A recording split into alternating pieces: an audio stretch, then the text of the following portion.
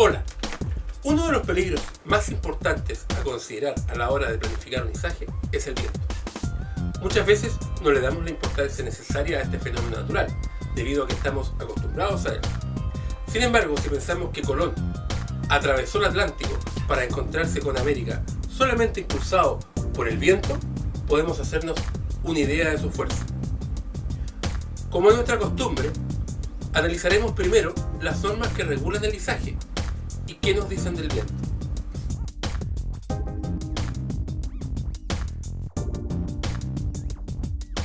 La legislación chilena no tiene ningún contenido que regule el viento, salvo la norma chilena 2437, en el punto 4.3 nos dice que las instrucciones de trabajo deben describir, entre otras, las medidas de seguridad que se deben adoptar para b. hacer frente a fenómenos atmosféricos tales como viento, neblina, escarcha, lluvia y nieve. En el punto 8, en referencia a la interrupción del trabajo, dice que el trabajo se debe interrumpir en las siguientes circunstancias: por causas naturales, en el punto 8.1.1, en caso que la velocidad del viento sea superior a 64 km por hora. Y en el 8.1.2, en el caso de cargas de gran superficie, aunque el viento tenga una velocidad inferior a 64 km por hora, se deben suspender las maniobras cuando el basculamiento represente un riesgo para el personal y la grúa torre. Nota dice: el usuario debe seguir las instrucciones de trabajo entregadas por escrito por el propietario de la grúa torre, relativas al trabajo con vientos de menor intensidad que los indicados. En el 8.4, referente a las medidas a adoptar, el 8.4.1 versa que cuando se determine la interrupción del trabajo de la grúa torre, se debe cumplir con las condiciones de estabilidad establecidas por el fabricante en el manual de la grúa, orientando la pluma al filo del viento, es decir, colocándola en posición de veleta o bandera e interrumpir el suministro eléctrico.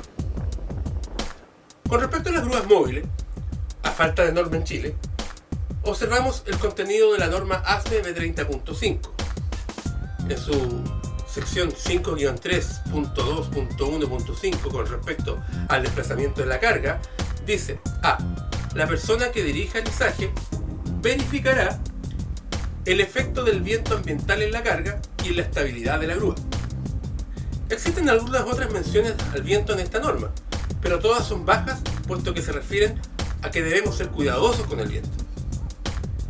La norma europea EN 13000, sin embargo, para trabajos con grúas, sí es muy completa, pero poco conocida en Chile. No ahondaremos en ella, porque no es el objeto de este curso, pero podemos decir que en ella se basa la construcción de las grúas y sus tablas de carga. Las grúas están diseñadas para trabajar con fuerzas de viento entre 5 y 7 de la escala de Beaufort, con una magnitud de carga de 1.2 metros cuadrados por tonelada.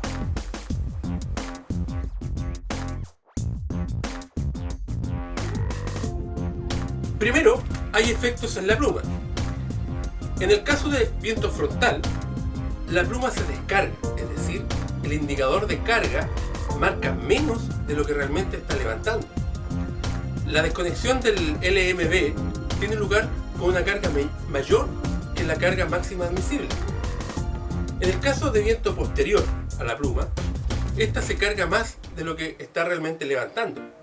Por lo tanto, la indicación de carga es demasiado alta y el corte o desconexión del LMB se realiza con una carga inferior a la máxima carga permitida según la tabla de carga. Por último, si el viento es lateral, la pluma se descarga lateralmente. La indicación de carga es casi igual que en el peso de operación de grúas sin viento. La LMB no toma en consideración ningún viento de costado. La forma y el peso propio de la carga juegan un papel importante en las influencias del viento. El viento hace oscilar la carga, por lo cual vibra el brazo extensible de la grúa. Debido a esta vibración dinámica, el brazo extensible aumenta la carga de la grúa. En el margen límite puede ocurrir que la desconexión del LMB se conecte y desconecte permanentemente. La carga puede salirse además del radio de operación seguro y generar, por supuesto, un accidente.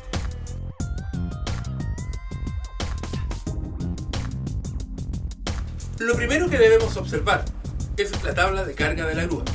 En ella podemos encontrar las tablas de velocidades máximas a las cuales puede trabajar. En ausencia de estos valores, se debe considerar la escala de Beaufort con magnitudes de 5 a 7, valores determinados en la norma EN 13000, en base a la cual se construyen las grúas. Si observamos la magnitud 5 por una estimación conservadora, podemos observar que hablamos de una velocidad del viento de 30 a 39 km por hora. De ahí es que se desprende que muchas faenas consideren como velocidad máxima el promedio de estas, es decir, de 35 km por hora. Esta velocidad máxima solo es observable según la norma EN 13000 para magnitudes de carga de 1.2 metros por tonelada. Para saber si nuestra carga cumple con esa magnitud, debemos calcular esta magnitud con los siguientes tres factores. 1. El peso de la carga. 2. Máxima superficie proyectada. Y 3. El coeficiente de resistencia al viento. El peso de la carga debe venir en la carga, en su manifiesto, o debemos calcularla, cosa que enseñaremos en otra clase. La superficie máxima de proyección, AP, equivale a la mayor sombra que proyecta un cuerpo si se ilumina con una luz. Si en lugar de iluminar el cuerpo con luz, a este lo azota el viento, se forma la misma sombra o superficie de proyección. Esta se mide en metros cuadrados multiplicando el ancho por el alto. El coeficiente de resistencia es la resistencia que opone un cuerpo al paso del flujo del aire, y esto depende de su forma. Por último, la superficie expuesta al viento es la superficie expuesta al viento. AW indica cuánta superficie de ataque tiene el viento teniendo en consideración el cuerpo. Se obtiene multiplicando superficie máxima de proyección por el coeficiente de resistencia. Con esta información podemos calcular la magnitud de la carga, que resulta del producto de dividir la superficie expuesta al viento por el peso de la carga expresado en metros cuadrados por tonelada. Si el valor es mayor a 1,2 metros cuadrados por tonelada, entonces debemos recalcular la velocidad máxima de operación, puesto que las tablas de las grúas están diseñadas con esta magnitud máxima. La fórmula para recalcular esta velocidad es velocidad máxima igual a velocidad de la tabla multiplicado por la raíz cuadrada de 1.2 metros cuadrados por tonelada multiplicado por el peso de la carga dividido por la superficie expuesta al viento.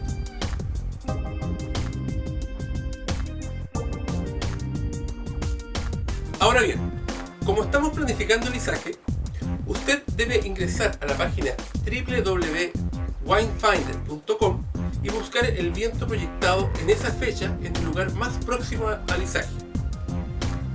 Fijarse en el promedio del viento estimado en rangos de 10 minutos y las posibles ráfagas proyectadas en rangos de 3 segundos. La velocidad máxima de operación debe ser inferior a las ráfagas de viento proyectadas.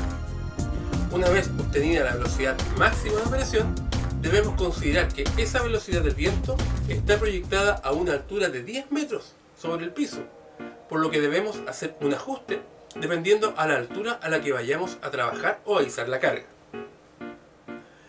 Para ello, existe una tabla que permite hacer este ajuste, haciendo coincidir la velocidad estimada en la zona con la altura a la cual trabajaremos.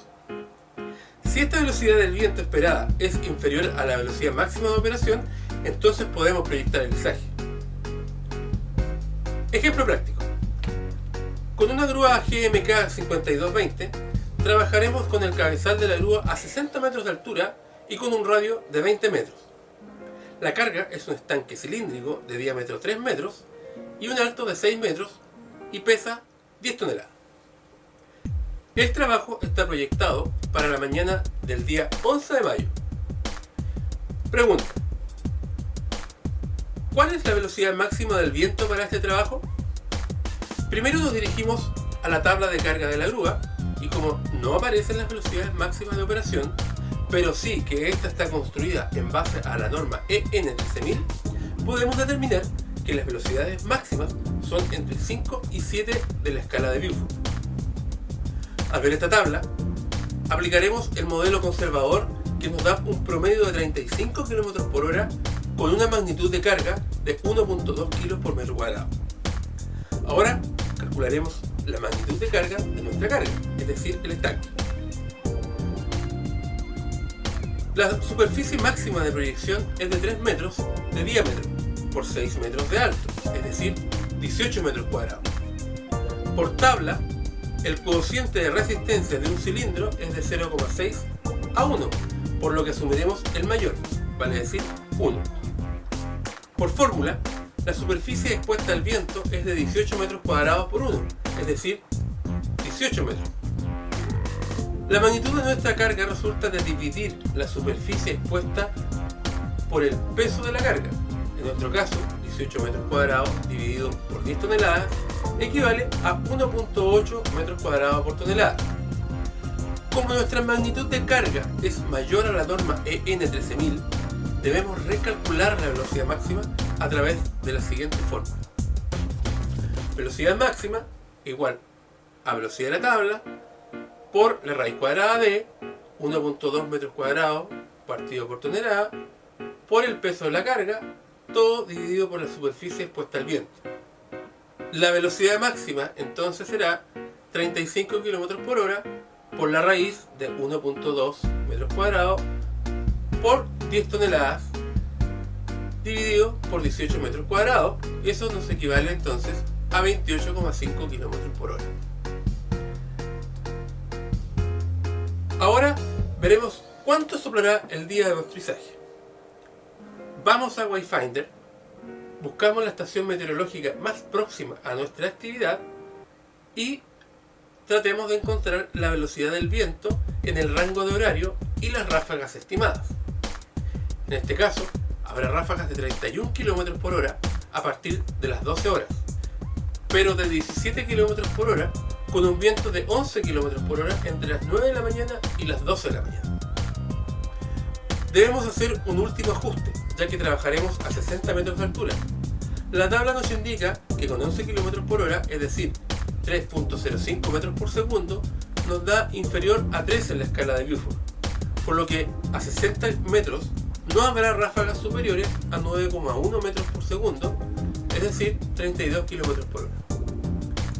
Dado que la velocidad máxima permitida es de 28,5 km por hora y la estimación de las ráfagas a esa altura es de 32 km por hora, no es recomendable planificar un izaje, ya que nos encontramos al límite y es mejor esperar un buen tiempo para ejecutar la maniobra. Bueno, hasta aquí queda nuestra clase de planificación de izaje considerando el viento.